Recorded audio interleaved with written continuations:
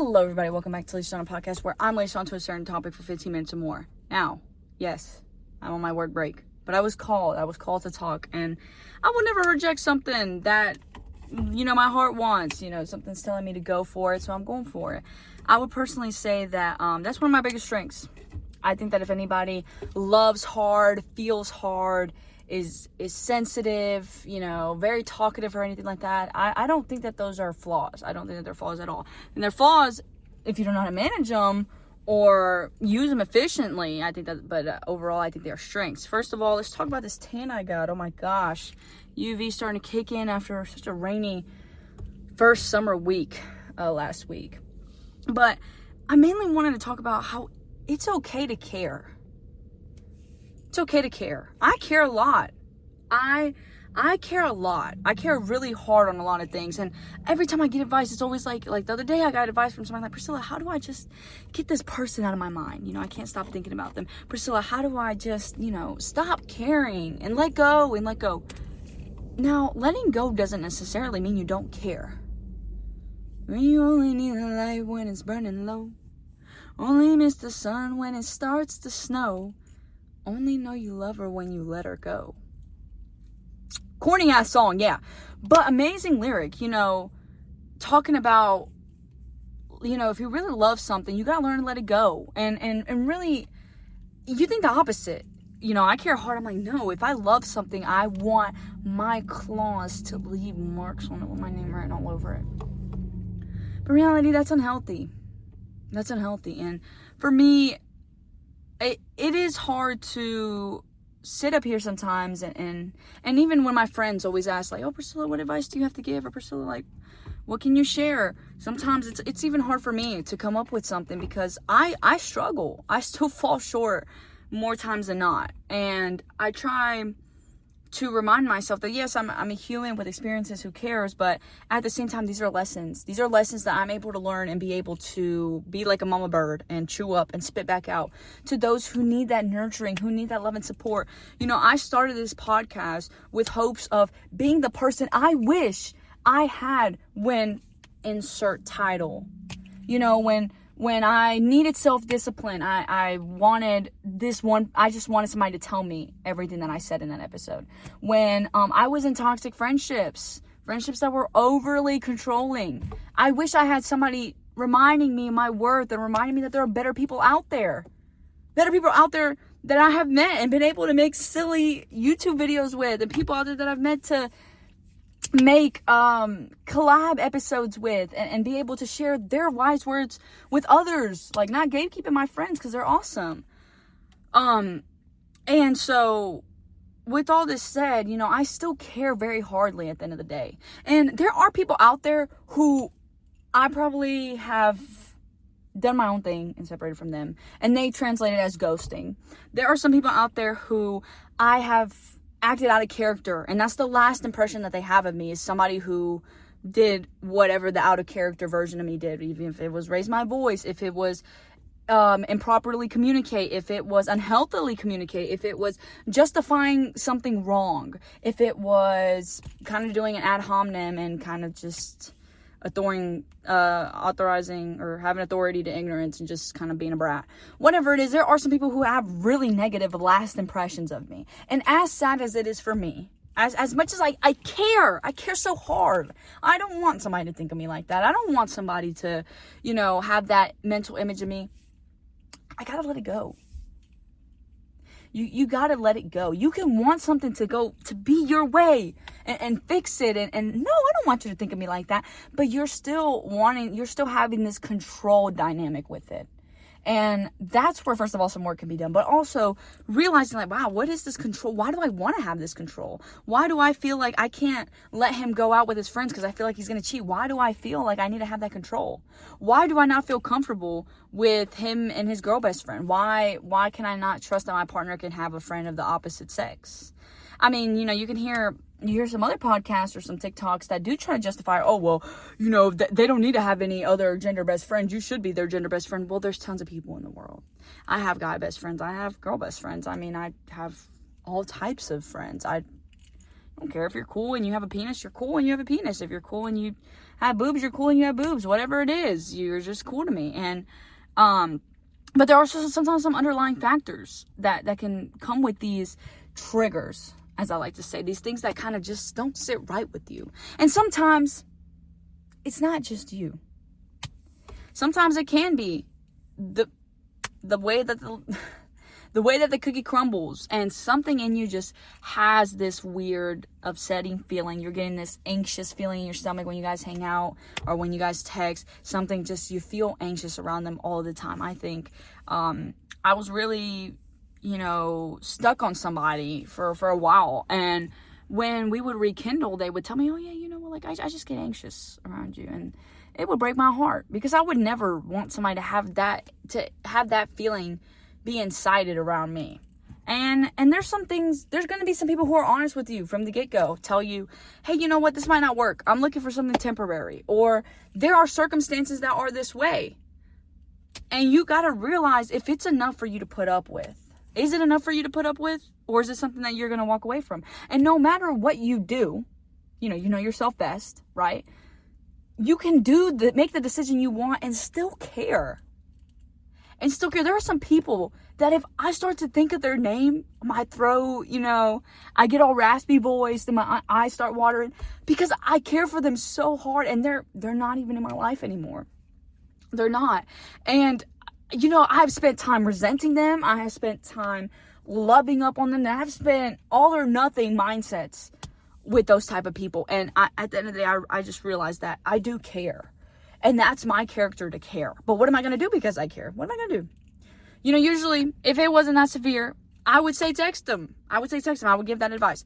But if I'm giving it to myself, I would say, well, no, this isn't appropriate to text. It would kind of be crossing a boundary. It would just be causing more havoc than politeness that my intentions are, And let's say, further ado, I did reach out. There was one where I did reach out again, a little after we decided to just cool it out, be acquaintances. And I reached out, and I seen that the conversation wasn't wanted. It wasn't wanted. I didn't feel wanted. And, I just quick call up, hey, how are you doing? I gifted you something, and checking in on the gift. Oh, yeah, it's good. It's fine. Thanks. And for me, I just knew that I wasn't wanted. And that was my answer. I cared. I called to check in. They were still on my mind. I was still beating myself up about it a little bit, not too much. I'm trying to give myself grace here. And so I called, checked up, and realized that I wasn't wanted. I wasn't wanted. That conversation, I felt very unwanted. And what do I do now? Okay, I care, and now I feel unwanted. Those are two juxtaposing mindsets, positions, ideals. Now what? Now I have my answer. I have what's in front of me. People will act on their intention. And there have been times that I have communicated or thought that someone was communicating, it was miscommunicated, and then that, if anything, has taught me to be more stern on what it is I want. Because at the end of the day, if I do think that it's best for me not to be somewhere, I don't know anyone that responds. I know what's best for me. I'm going to take that initiative. Hey, if it's for a job, hey, I just don't think this job is fitting me. Thank you for the pay. Thank you for the experiences. Thank you for letting me work here. But it's not.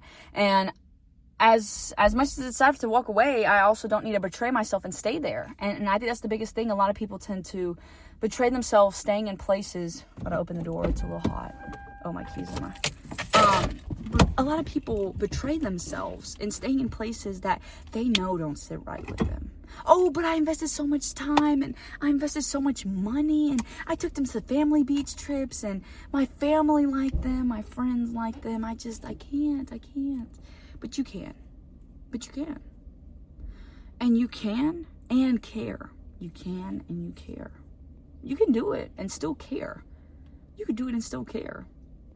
But I think it's the biggest... I think one of the best things about allowing life's purpose is to live with uncertainty. Because we don't know. We don't know everything. As much as I wish to know everything. I wish to know everything. Sometimes when I struggle with kind of organizing and routining everything, I want to know what's going to happen next. I feel like that's a very common mindset. Everybody wants to know what's going to happen next, that whether it's an outcome. I mean, some people are more, I can live with whatever happens. But a lot of more than half, a lot of people do enjoy wanting to live with knowing what happens next. What's the outcome? Are we going to work out? Are we going to have a family? Are we going to be forever? You don't know. And that's honestly what makes relationships gambles, is that you don't know if it'll work out. You don't know if you're going to have a family. You don't know if you're going to get married. You don't know if you're going to make it to second base. You don't know what's going to come, but you're doing it anyways because you care. A lot of the times when I have built resentment because I gave myself to someone else, it wasn't nothing to do with them. It really wasn't. When I sit and think, it really has nothing to do with them. It's more turned around resentment on myself, because I didn't put time and energy into myself when I had gotten into these things or had chosen these people over myself. Keyword, over myself.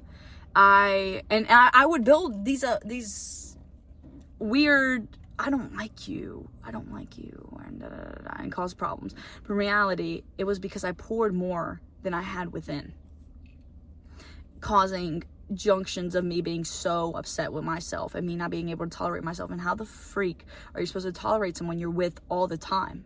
If you don't like them and you already can't tolerate them, it's miserable to be around that all the time. But what if it's us? What if it's yourself you can't tolerate? Why? And now, with enough time for me to be able to say this, enough time has passed, I've done enough reflecting, and I still continue to do so. This doesn't just stop because I'm sitting here saying this. It's still going to continue to go, and if anything, more time needs to be passed. But for me to reach a point where I could finally say this, I still do get upset. Again, I think of their name and the experiences we share, and it cracks my heart. But I would never, I'd want to be cool about it, right? I'd never want to be like, and that's the thing, I did used to be like that. Like, when I had my social medias, oh boy, I'd be reposting everything. Be posting songs on my notes, hoping that they would see, posting pictures of myself, thirst traps, whatever, just to be like, yeah, like, oh my gosh, and this is me without you. But why? You don't know when you want that response. And if you were doing things for you, you wouldn't do it and then be like, oh yeah, they're gonna see it. Or, oh yeah, like, what does somebody else think? Yeah, my outfit's fire. Yeah, they're gonna love that. No, because then at that point, you're not doing it for your opinion. You're doing it for others' opinions. And that's still a hint of betrayment. So, all this to say, you will care. And it's okay to care. It is. I think people try to push it down and be like, no, I can't care. I have to be nonchalant. Now, you can detach. By all means. I think the easiest analogy there is to detachment. When you lose something, why, when you forget about it and realize that you lost and just be able to live with it lost, it comes back faster? Because you detached. Detached doesn't mean being nonchalant or not caring. Detachment just simply means I'm not going to put this on a pedestal above me. I'm not. I have my priorities and my cares and my stuff set in stone. That is just an addition. That's just an addition. That's just another thing that I can either focus on and worry about and stress myself out of it and worry about what I'm going to look like if I have a relationship, or, oh my gosh, I lost like my favorite pencil. Like, what am I going to do? The world's over. When you can detach that as its own experience, it's already happened. Things like with the person, oh wow, yes, I sit here and my heart aches when I remember things, but though I was able to have that experience, I was able to receive somebody else's love. That's beautiful. That's beautiful in itself. Somebody else had birthed somebody, and that somebody had love to give to me. That is beautiful. And I'm forever grateful for it. I think when people can realize that there's more gratitude than, gosh, it's gone. Gosh, I lost it. It's over. No, the time was up. And for me, I'm so grateful that every encounter I've had with another person, I've been able to learn something from it. I wouldn't say that there's been anything meaningless I've been in. No, every relationship or any encounter I've had with somebody else, I've had the enormous chance to learn something. And I think it's even more awesome when I get to learn about myself. Not in a selfish way, but it helps me grow. It helps me learn. It helps me be a better P for you guys. for you guys. I wouldn't be able to sit up here if I didn't have a lick of what I was talking about. I don't think anybody can read a textbook and try to reteach you this without going through it themselves. And I didn't want to get all emotional, but I just wanted to give a big thanks, because for the community that I've been able to grow on here, and people who take time out of their day to want to better themselves, it's beautiful. It's beautiful. And I'm grateful you guys are here to join me on my journey. I've had episodes where I broke down, and then 2 months later I'm like, nah, I don't want that up anymore, and I take it down. I've had episodes where I had an aha moment within myself talking. I would talk, and then I'd be like, oh my gosh, that's why. Oh my gosh, yeah, that's why. I've had people who I don't think I ever would have met before on the internet, but who I've been able to learn because they found me, and we've had conversations about shared similar experiences, things that they've went through that, you know, have sparked insights on how I can approach different situations, and just awesome things. And I wouldn't be able to sit here and talk if I didn't go through everything I go through. And other people, yes, I would label it as there have been not so amazing experiences I've went through. But it is my responsibility as, you know, the caretaker of myself to show up for myself and make sure that I don't put myself in bad mistakes that I don't want to be in again. And I would like to say it's as simple as that, but it's not, because I care. I care really hard. And sometimes when I have to walk away from things, or when I blow things out of proportion, or I'm over dramatic about something and it ends something, I can't do anything about it. I can't. You can wish. Oh man, I used to think that was something, you know, and it's hard when I'm more somebody, I got more of that stubbornness trait, where I believe anything I want, I'm gonna get. But you can't apply that when it includes other people. People got their own free will. People have their own determinations, their own goals, their own things.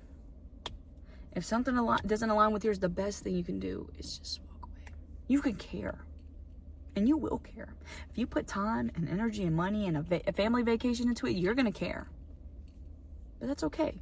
Don't let your caring be a weakness. You can indulge media that's like, you need to master the art of detachment, which is a beautiful art to master, by the way. Oh my gosh, I need to show them I don't care, da da da da. But that doesn't mean that you need to stop caring. At the end of the day, it's not that you need to stop caring. It could be like, okay, well, how are you showing your caring? Are you posting it on your public Snapchat story for everybody to see? Are you breaking down in public and putting, something that isn't somebody else's onto their plate? Like, there could be bigger issues, babe, and that's okay. But at the end of the day, you can care. It's okay to care. You're human. And some people, some more logic minds might be like, okay, I'll care for like 20 minutes and then I'll be fine. Or I can care and that show that I love them, and then they can move on. However it may be, the act of caring is okay. It's okay. And I'll leave you guys with that. It's kind of hot. I fear my phone's going to overheat, but I'll see you guys later.